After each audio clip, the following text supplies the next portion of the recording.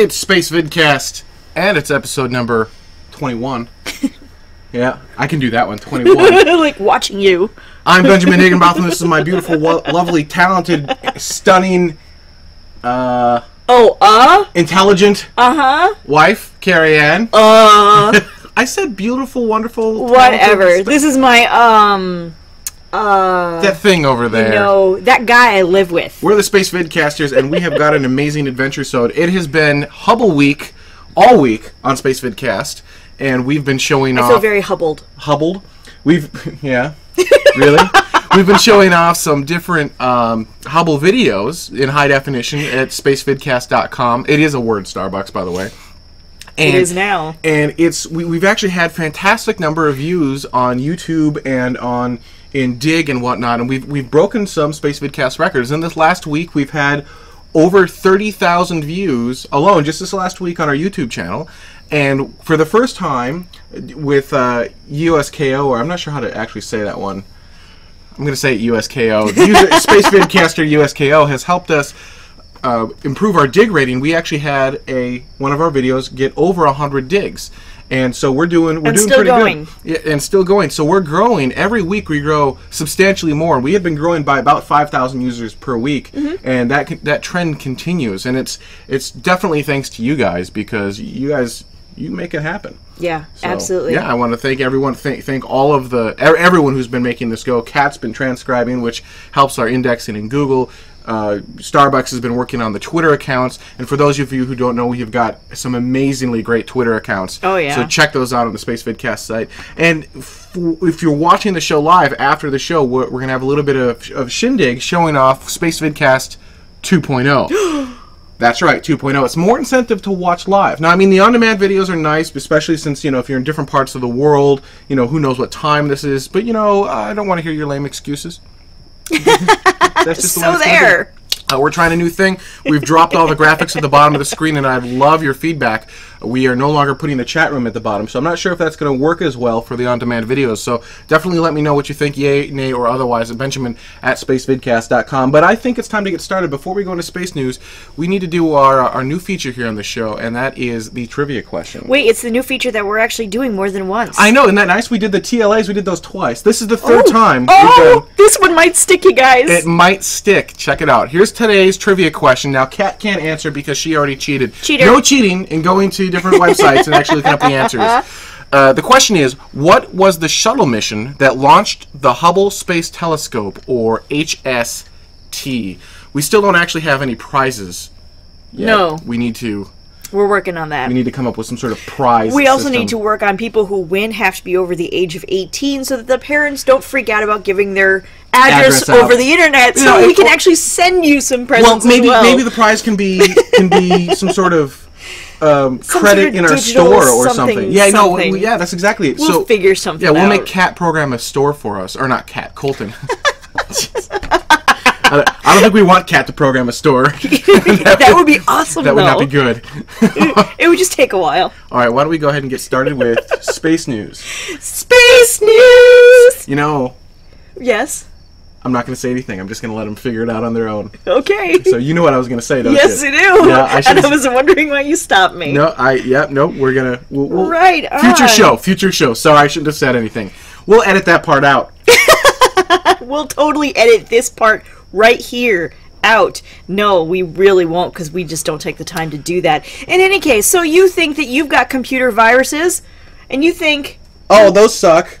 That's gotta suck. I mean, you can lose all kinds of information, personal information, the latest Space Vidcast story you were working on, all of that stuff can just go right out the window. You'd have to format and reinstall, but fortunately... awful. Yeah, you've got those discs right there, don't you? Right, well, and I do. I carry them in my purse, just in case somebody else needs to back up their Mac when they don't get a virus either. But that's not the point. You would just think that, the higher-ups in the world would maybe not have that kind of a problem. I mean, we've heard of big corporations kind of going down because of different internet viruses and worms and all that other fun stuff, but who would have thought in a million years that the International Space Station The International Space Station. You know, the big thing that flies up in the air and everything would get viruses on their laptops. Yup. It was one of those things that was designed to swipe passwords from online gamers, and for some reason, it inexplicably showed up on the ISS computers. Which just goes to prove they're playing Doom on the International Space Station. I knew it. What else is there to do up there? They've got Halo and Doom. That's all they do all day long. It's a giant research facility. You're in space for look out the window. Okay, do you know where you are? Think of the latency in one of those games. Because that'd be really hard. Be really hard to play that. Because I know that those computers are not made for that kind of thing. Anyhow, it's like those are like IBM or Lenovo ThinkPad. I don't know what they are. I don't know what they are. So NASA's saying, it's basically a nuisance. What isn't with them anymore. But they are fixing it. They're figuring it all out. But I would love to be that guy who has to make that phone call and be like, yeah, I don't really know what happened. Suddenly, though, I've got this. I was playing Halo,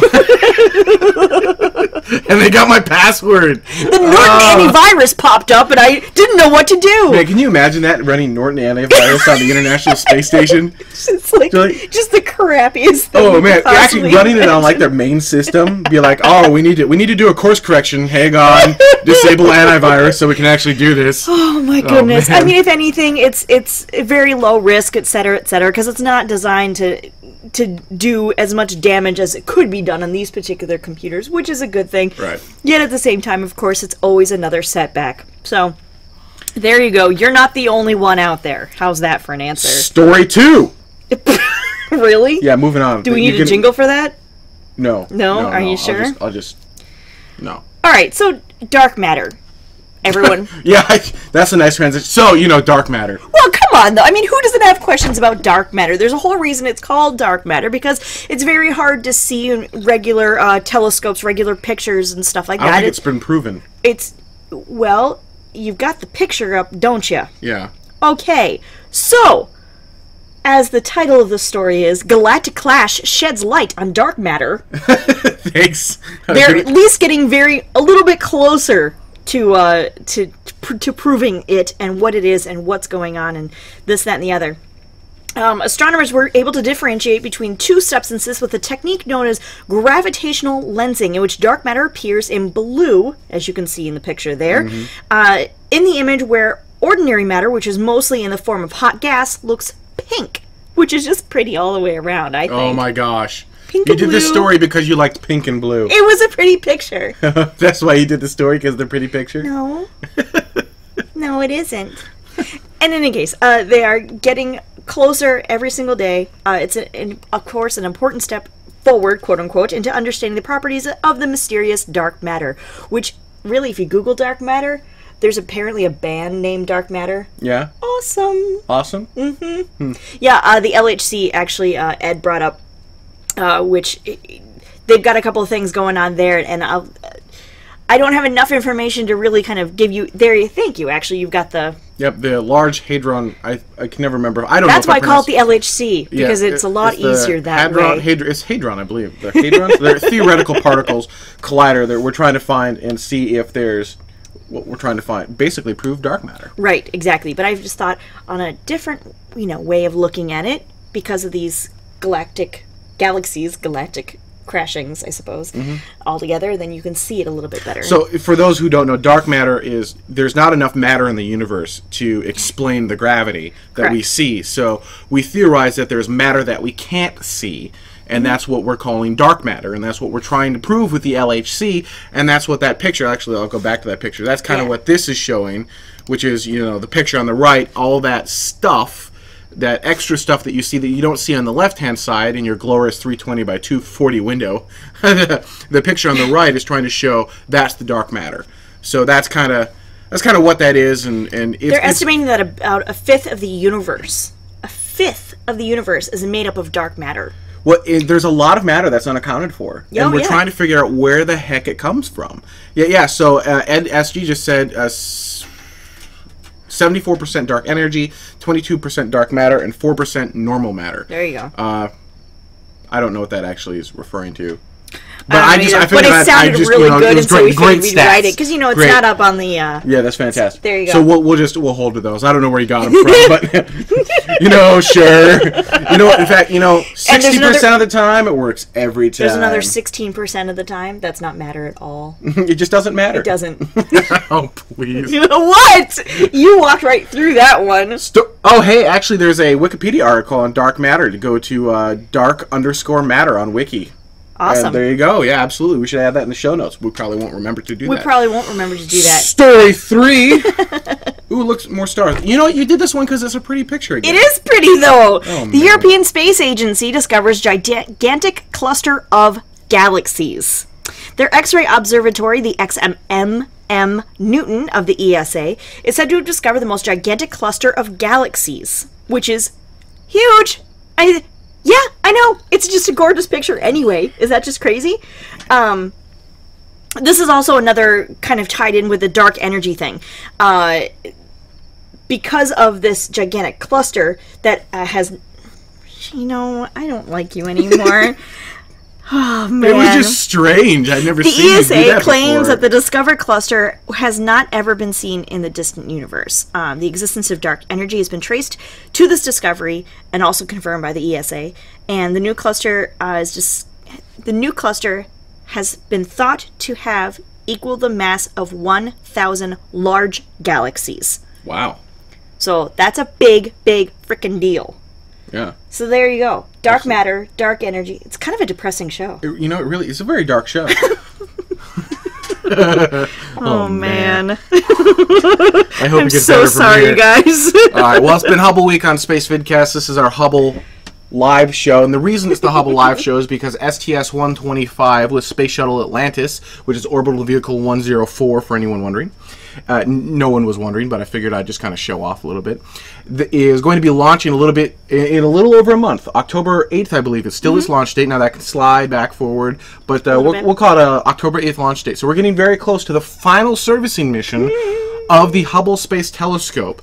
So that's exciting for us because anytime we have a space shuttle launch, that's just really cool. So we figured we'd build up and we'd kind of get everything out in advance. So when we come back, we're going to be talking about the Hubble Space Telescope and where it's come from. And for I think this is one of the first times we're actually going into the past. The whole show is about something that happened a while ago. It's not about future. A little bit, though. We'll talk a little bit about future technologies and what's replacing the Hubble Space Telescope, but we want to give props to the Hubble. We absolutely do. The Hubble has been the workhorse of NASA, and it's time you just kind of give a little round of applause. So stay with us. We'll be right back with our Hubble Space Telescope show.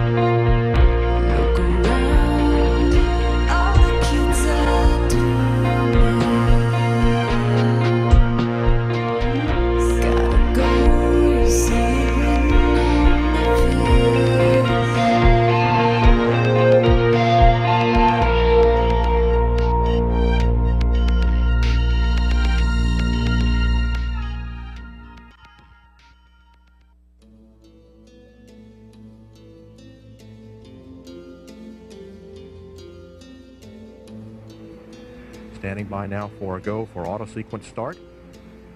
T-minus 33. Countdown clock will hold at T-minus 31 seconds. Future failure. What has happened is the ground launch sequencer would not hand off to the orbiter's computers to complete the count because the liquid oxygen fill and drain valve was showing off when it should be on. And to CPS, the valve's closed, we'll go.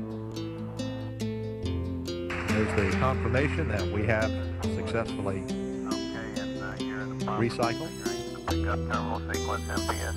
That's affirmative, so we'll go. We're good shape. Okay, you have to do it. Proceed.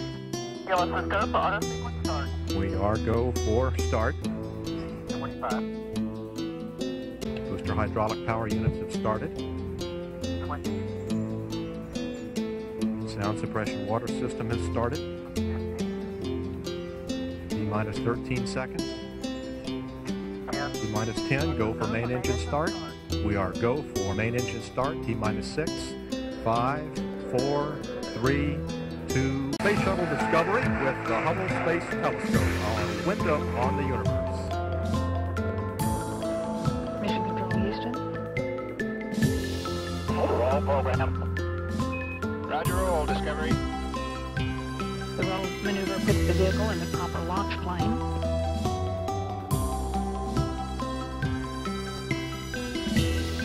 Guidance officer arms a good roll maneuver.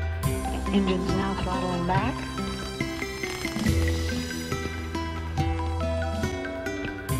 The throttle down maneuver assists in reducing the aerodynamic loads on Discovery as it passes through the area of maximum dynamic pressure.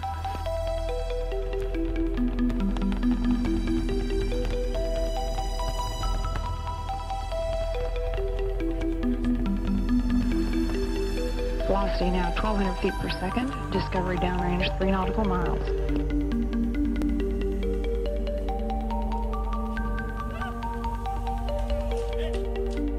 Discovery, go and throttle up. All 3 engines now throttled back up. Go and throttle up. Engines at 104%. The go at throttle up call signifies that all systems are performing well. All 3 auxiliary power units look good. Discovery's velocity now 2,300 feet per second and is downrange 8 nautical miles.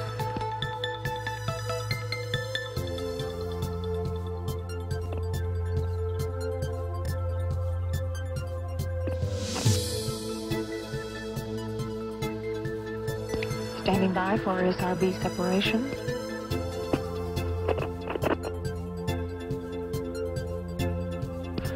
And both solid rocket boosters have separated. Discovery's velocity now 4,300 feet per second at a downrange distance. And there you have it, the answer to our trivia question. What was the shuttle mission that launched the Hubble Space Telescope? Now, a lot of people in the chat room did cheat. I can tell they were doing copy and pastes from Wikipedia. Blah, you can't blah, fool me. Blah. But the answer Blah. is it was STS, or Space Transportation System Mission 31, with Space Shuttle Discovery, or Orbital Vehicle 103. Ha! And that was launched on April 24th, 1990, a little bit past noon, Coordinated Universal Time. And that was, that was a really cool day because the Hubble was delayed for a while. It wasn't launched when it was supposed to be. It was supposed to launch before the Challenger disaster. And because of the Challenger disaster and a couple other things, it got delayed not by months, but by years. Right. And one of the problems is you can't just delay the Hubble telescope and just leave it on the ground. Right. They had to, every month, they'd have to power it up. They'd have to flush it. They'd have to do their kind of little magic voodoo with it. And then they would, power it back down and wait and hope that they would be able to, launch it later. And that process cost around $6 million per month. Well, I mean, the proposed launch was supposed to be 1983, so that took 7 years to make go, and that's a big deal. When they finally did launch a Hubble Space Telescope, I actually have a picture, and I want to bring it up here. Let's see here. Here we go. There it is. This is a favorite picture of mine. This is the mirror for the Hubble Space Telescope, and this mirror had to be ground absolutely precisely. They couldn't screw up any part of the mirror. Right. And when they finally launched Hubble and they turned it on and they looked at the first picture, they went, ah, crap for crap. Pretty much. They didn't do the mirror correctly. I believe it was like a 1 micron or a 10 micron. Do you know if you ever have the stats on that? Let me see if I can find it. It was off by just a itty bitty teeny weeny little bit. And the pictures weren't coming out nearly as crisp or as clear. And so basically what they had to do is they had to give Hubble glasses. And that's what they did. Yeah. So they went up, and there have been 3 servicing missions to date on the Hubble Space Telescope. And STS-125, coming up in October, will be the final servicing mission to the Hubble Space Telescope. And it's going to be servicing mission number 4, and we're going to be adding a bunch of really cool stuff. So if you want to see kind of what's going on, the nifty new tools that they're going to be using, the new camera that they're installing inside of Hubble, check out spacevidcast.com and go back a couple of days, and we've actually got those Hubble videos in high def if you'd like to watch them, and you can actually see Tons of fun. yeah, each one's about 5 minutes long or so, and you can get detailed information as to exactly what's going into the Hubble Space Telescope. I found it. The mirror was barely 2.3 micrometers Micrometers. out of the required shape. Awesome. Micrometers. We're not talking like, one guy was a little heavy-handed and the other guy wasn't. I mean, this was done by computers, and this was done by, machines, and yet they just programmed in not quite the right number. So for those who haven't seen it, this is actually a shot of the Hubble Space Telescope, and it's actually, when you look at it, it's actually quite large. It's about the size of a school bus, if I remember correctly. Yep. So it's huge. Yeah, it's absolutely, it's Did I give you the picture of the, the one where it's the before and after? the before and after. There is that you this go. one? Yes. So here we go. That was when we're talking about the mirror problem. The before is on the left-hand side. You can see, obviously, how kind of faded it is, and it's just not crisp and clear like they thought it was going to be, even though it's still getting objects that were relatively far away. And then you can, of course, see on the other side what it should have been.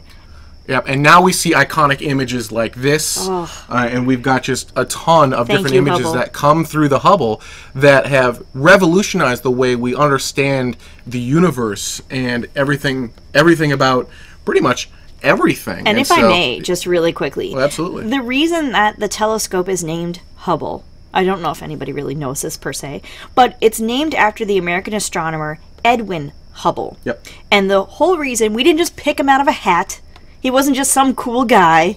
He actually changed the way that astronomers understood the universe by demonstrating the existence of galaxies outside or besides the Milky Way. That we weren't the end all. Kind of like when they finally figured out that the sun didn't go around the Earth went around the sun. Right? I mean, he was that's how profound, that's how influential that this guy was. And so, I think that's, unfortunately there was a couple of different mistakes and what have you, but ultimately, I think that's a really great way to sort of honor what he did. And there's some great information in Wiki. One is called Hubble's Law, and that link was posted by Ed. So thank you for that, Ed. We'll add that to the show notes as well. So definitely check out the links at the bottom underneath this video. If you're watching it on YouTube, it's on the right of the video.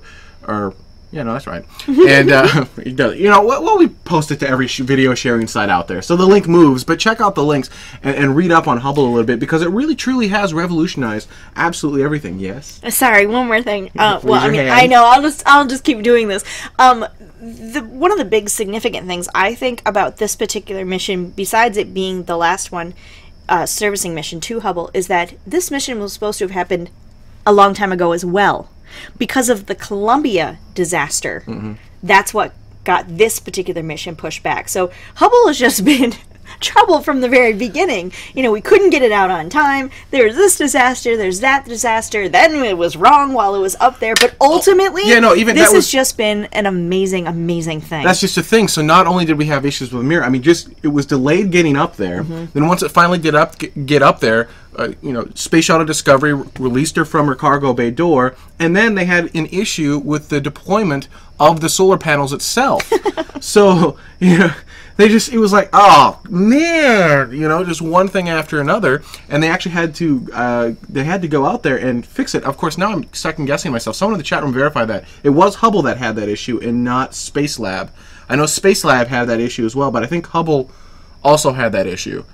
That was it, and Total Recall, and then they couldn't close one of the doors on Hubble, although I believe that was actually in one of the servicing missions. That was SM1, if I remember correctly. They couldn't close one of the doors. So you're looking at video deployment animations of Hubble, and then right after this we've actually got a video of some of the deployment of Hubble itself. So here it is. Here's the solar panel about to slide out. Watch that on the left side of your screen. Yeah, it'll still be the left side of your screen. You can see the solar panels rolling out very slowly. I just think it's kind of cool how they go about doing this, because you can't You can't launch the telescope with the solar panels already out, Right. and make that go. Confirmed, And Ed posted, Ed, you are up on these links. Ed posted another link called Age of the Universe, also available on Wikipedia. And one thing with the Hubble, and one thing with all these telescopes in general, is the further they're looking, the further back in time they're going, the older that light is. And so what we're doing is we're not only looking at other universes and galaxies, well, not universes, other galaxies out there, and looking at these solar systems and these incredible planets, but we're going back in time, essentially, and looking at the creation of some of this stuff that has happened billions and billions and billions of years ago. It's crazy. That is remarkably cool. But Hubble's time is just about up. Yes, well, and you know, we say that the last servicing mission is coming in October, but that doesn't mean that they're going to be taking Hubble down and bringing it back to Earth with them or anything along those lines. Really, what's going on is it will eventually fall back down to Earth. It is in a relatively low orbit in general, and what will be going up is called the James Webb Space Telescope, and there's a picture of it there. Do you have the picture of where James Webb is going to be situated? I don't know. Just to show you the difference, I might have just Skyped it to you, so I apologize. I didn't have time to add that. Okay, that's fine. Let me see if I can call it up, and then I can sort of describe it to you. So the James Webb Telescope is going to be 1.5 kilometers outside of the Earth's orbit, if that makes any sense. 1.5 million. Okay. So while Hubble kind of stayed like right around us for the most part. Well, it had to for us to be able to service it. Right. The James Webb Telescope is going way the hell out there. Right, and the advantage of that is you're going to get less light from us and from less stuff less going backlight, on. if you will. Right, and for those who don't know, the Hubble Space Telescope is, I think, 300 miles or 350 miles up, which is the absolute limit of how far the space shuttle can go due to the amount of fuel that they can bring on board. And it's interesting watching some of the crew vehicles when they get up there and they've just launched and they finally reached their destination right after launch, and over 50% of their fuel has already been spent. Yeah, it's crazy. And they haven't even begun their mission yet, and they still have to make it back. And you kind of look at that going, huh, that's nice. That's scary. No mistakes. That's awesome. Yeah, or we're going to have to whip you around the moon. Hope that's okay with you. Yeah, no, shuttle can't make it to the moon. That would be bad. I know. Yep. That's the thing. So we're replacing it with James Webb. Now, originally, some of the theories were that the Hubble was going to fall back to Earth around 2021, 2030, between 2021 and 2032, and that was going to be essentially when the Hubble would be done. We were going to just let it fall, be done with it. Right. However, with this latest servicing mission getting delayed, I don't have updated times as to when we think the Earth's gravity is going to pull it back in and we're just going to let it do its thing. It's going to take quite a while for it to fall back to Earth. I know that they took one of the... Oh, it was actually, and I believe Ed verified it, or someone verified it for us. Total Recall verified there was a bad solar panel on the Hubble, and they actually ripped off one of the old solar panels, and what do you do with it? You just take it and you let it go, and it just started floating back down towards Earth. So yeah, it's going to be the James Webb Telescope, as you saw in the picture. Let me throw that picture back up here. James Webb is going up in 2013. At the soonest, no earlier than 2013. Correct. It could be delayed as well. Now, the thing with this particular telescope is the mirror is 4 times larger. Someone verify the 4 times as well. I do all this off the top of my head. I don't have thought numbers. It was smaller. No, the mirror is larger, but the mass of the spacecraft is smaller. Okay, maybe so while the mirror is larger, you can actually see it's a more optimized design. There's got this really large mirror on here, but instead of encasing it in that giant tube, they're just shooting it out further, so they don't really have to do that, is my understanding. So it's a much more optimized system for gathering more light, and there's just an incredible the mirror is larger, the mass is smaller, so we're going to be able to get more with less, if that makes any sense. And that's the future, and it's got an incredible light spectrum. Again, all of these videos are available on spacevidcast.com, so if you're interested in James Webb, search for James Webb. If you're interested in Hubble, search for Hubble. We've got that all tagged and ready to go. And I think we're going to close out the show with a video that we've got. This is the 15-year video for Hubble, and it was... So 1995. No, not 1995. 2005. The other 1995. There you go. And this video is a what am I trying to say? I have no idea what you're trying to It's say. just a Otherwise, I would 15-year. totally It's just a 15 anniversary video. So some retrospective. Yeah, so some of the numbers are wrong. So like the number of rotations around the Earth has exceeded 100,000. Correct. So things like that. And So keep that in mind when you watch this. But I still thought it was an interesting video and fun to watch. So enjoy this, and watch us next week at 2 a.m. Fridays, Coordinated Universal Time.